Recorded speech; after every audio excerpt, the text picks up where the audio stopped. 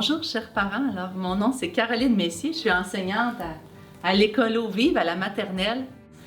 Vous êtes sans doute plusieurs à rechercher ce qu'il y a de meilleur pour votre enfant pour qu'il se développe, s'épanouisse et acquiert l'amour et la joie des apprentissages. Alors, laissez-moi vous faire connaître notre belle école, l'École Eau Vive. L'École Eau Vive est inspirée de la pédagogie Waldorf. Qu'est-ce que cette pédagogie?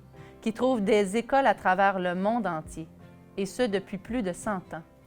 Son fondateur était Rudolf Steiner, un penseur, philosophe, qui voyait l'être humain non pas seulement en considérant ses capacités intellectuelles, mais comme une personne à part entière, libre, douée d'une pensée, de sentiments et de volonté.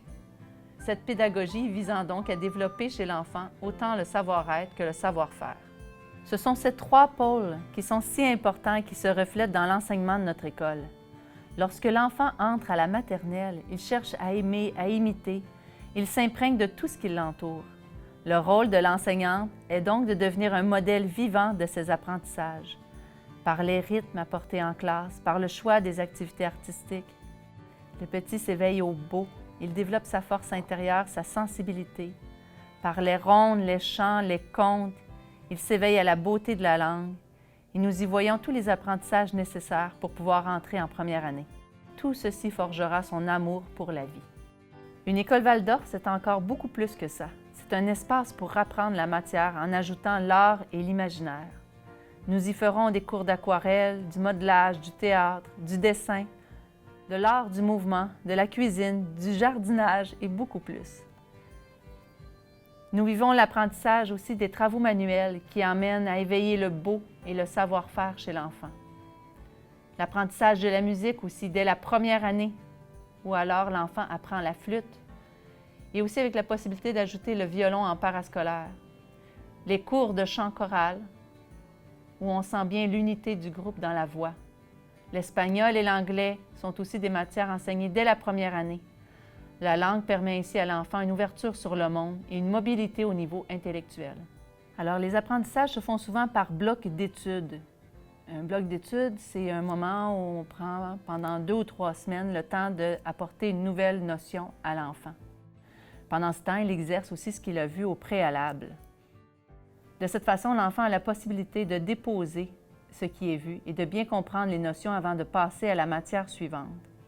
Notre école est aussi une école publique. Nous devons donc répondre aux exigences du ministère de l'Éducation. Il est à noter que les élèves ont un très bon taux de réussite. Pour assurer cette réussite, l'école a le soutien et le service en psychologie, en psychoéducation, en orthophonie, comme dans toutes les écoles régulières de la commission scolaire. L'enfant est bien encadré et soutenu au niveau de ses apprentissages.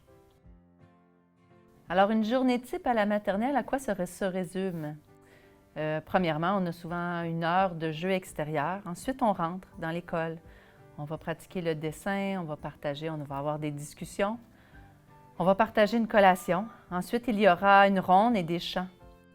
C'est là qu'on va s'exercer à pratiquer les apprentissages qu'on va voir au premier cycle, puis aussi dans l'amour de la langue. La ronde et les chants sont souvent suivis d'une activité artistique, revenant en rythme. Alors, le lundi, nous faisons souvent le pain. Le mardi, les bricolages, la couture, le feutrage. Le mercredi, nous ferons le modelage et parfois l'art du mouvement. Le jeudi, l'aquarelle. Le vendredi, la cuisine, l'apprentissage aussi de la musique, de la lire en maternelle. Ensuite vient le midi, où nous dînerons tous ensemble. Et c'est un moment aussi où les enfants, par la suite, vont aller exercer leur socialisation par des jeux libres. Pendant ce temps aussi, souvent, il y a des petits ateliers de couture et de bricolage qui se font sur l'heure du midi.